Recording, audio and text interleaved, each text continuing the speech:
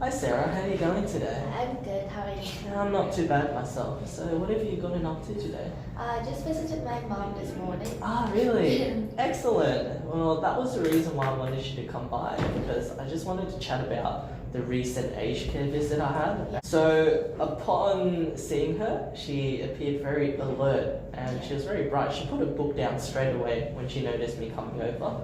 And when we did have a conversation, it wasn't one-sided at all. So she balanced it. There was a very balanced conversation, and attention-wise, she didn't really falter or gaze away. So attention was just fine. And I've actually got a bit more of an in-depth breakdown here. Would you like me to explain it to you? Yeah, that would be great. So it's broken up into different categories. The first category I have here is speech. So this is how she produces sounds, or in terms of that category, she's fine. I don't have any concerns at all. She was very good with her speech production and it was very easy to understand. Would you say that's true? Yeah, I think so. Awesome. Next category is fluency, and Lorraine was very fluent. Speech wasn't disjointed at all. It flowed very nicely and it wasn't jerky or anything. It was just nice and fluent, so no issues there either. Now with her voice, would you say she has a good voice? Yeah, she does. She's really loud. Yeah, so she's got a very strong voice. Yeah. So at old age, what could happen is muscles get a bit weaker, so it might develop tremors or speak a bit quieter, but Lorraine's got a very loud, clear voice, which I heard perfectly fine. Now in the area of language, so language is not speaking really, but her use of words, what sort of words she uses.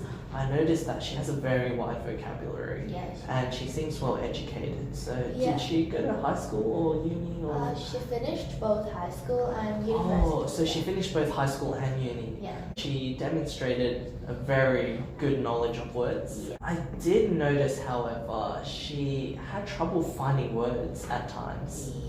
She actually got diagnosed with the early stage of dementia. Oh, really? Yeah, so a couple months ago she was diagnosed with early stage dementia. Might be related to why she's having trouble, because even at age 80 there shouldn't really be any word finding problems.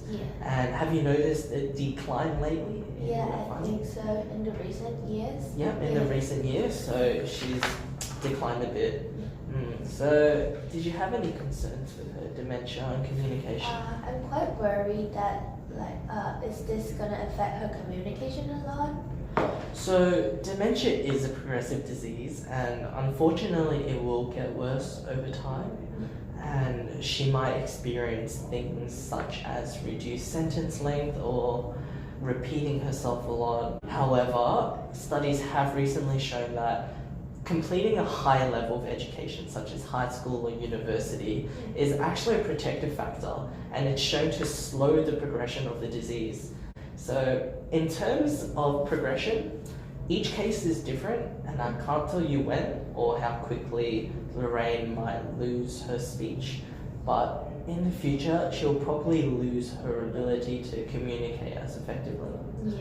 How can I possibly help with her dementia? So I've actually got a couple strategies here, because I was slightly worried about it, and I can send you the link for all these strategies. It's a link from Bupa. It's very well known and well regarded. So I've got here, talking with positive mood really does help, because in the future she may get a bit confused and have trouble understanding. So being positive and friendly will make her feel safe and secure. So she will actually open up and communicate with you. I've also got here asking simple questions. So limiting how complex, how long or how difficult a question may be, making it very easy to answer will help in the future. Breaking things down into parts. It's similar to the one before, but rather than asking a long sentence or speaking for a very long time, breaking it up and asking here and there, do you understand what's going on so far, or do you follow?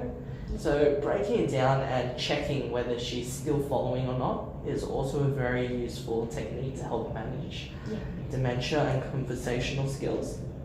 And one more I've got here is that this one's useful if she trails off. For example, if she starts a sentence but she gets a bit incoherent or you can't really follow anymore, repeating her first few words, for example, she says, I want the, and she trails off a bit, you go, oh, so you want the, it'll actually, studies have shown that by repeating the first couple words, she will pick up and she might be able to finish the sentence.